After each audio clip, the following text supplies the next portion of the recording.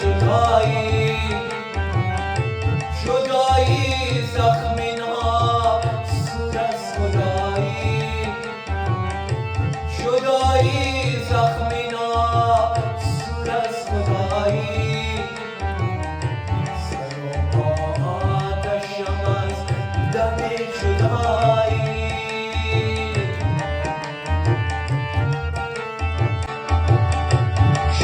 شد این همه غمها نمی بود چی می شد این همه غمها نمی بود در پایش این همه رنجها نمی بود در پایش این همه دردها نمی بود چی می شد در دلم تنها نمی بود چی می شد در دلم تنها نمی بود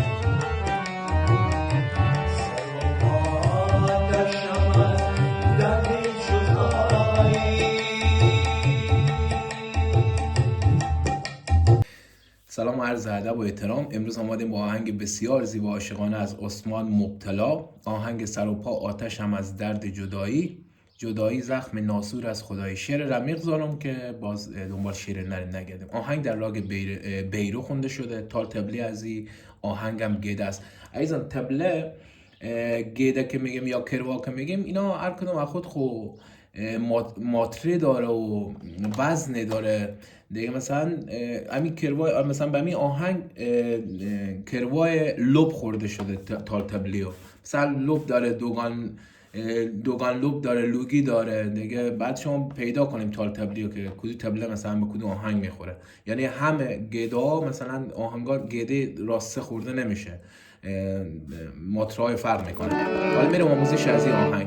این تال تبلی از این آهنگ اینه: سر و پا آتشم از درد جدایی، لا لا لا لا لا لا، جدایی زخمنا سور از خدایی، لا لا لا لا لا لا.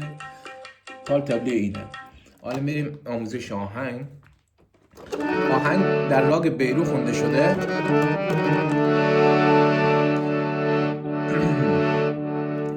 و شروع آهنگم از ساه. سر و پا آتشم از درد جدایی، سر و پا آتشم از درد جدایی، جدایی زخم ناسور از خدایی،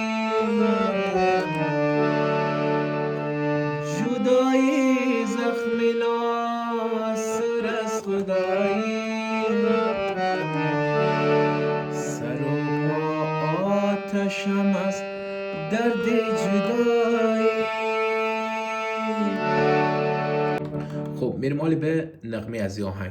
رسید تا یادم نرفته یک اسخایی بکنم. آهنگ که دیروز پست کردم من یک بیت اشتباه گفتم. میگه در حسن و لطافت بهتر از شمس و قمر گردی. من اشتباه گفتم بهتر از گنج و گوهر گردی. دیگه بخشش باش. نغمه از این آهنگ.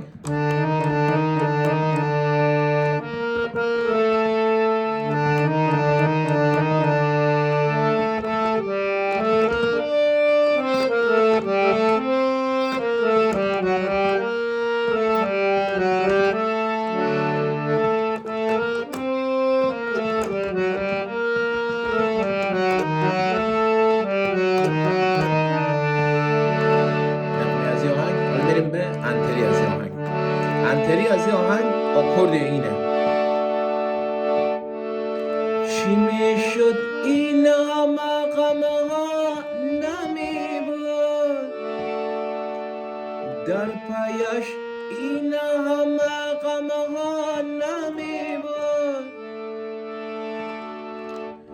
چی میشد این همه غمها نمی بود در پایش این همه رنجها نمی بود چی میشد در دلم تنها نمی بود چی میشد در دلم تنها نمی بود